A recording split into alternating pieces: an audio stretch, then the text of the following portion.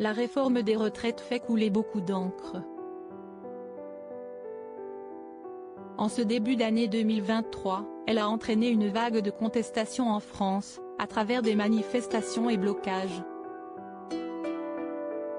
Face à une opinion publique et des oppositions politiques majoritairement opposées au projet gouvernemental, des élus de la majorité sont envoyés sur les plateaux de télévision pour convaincre les Français. Interrogés sur les mesures du projet qui font débat, telles que le recul de l'âge légal de départ à la retraite à 64 ans, ils doivent également faire face aux polémiques lancées par leur propre camp.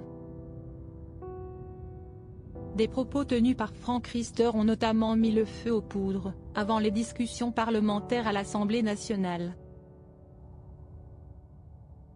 Il ne pouvait pas se la fermer, Riester, on n'est pas aidé, a notamment lâché un député médiatique auprès du journal Le Parisien, ce vendredi 27 janvier. Cet élu fait référence aux déclarations tenues par le ministre chargé des Relations avec le Parlement, qui a reconnu que la réforme des retraites pouvait pénaliser les femmes. Les femmes, pour atteindre leur durée de cotisation, utilisent notamment des trimestres validés par enfant.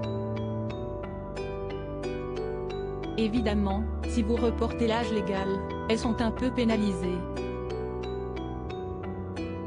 On n'en disconvient absolument pas, a-t-il indiqué sur LCP, lundi 23 janvier.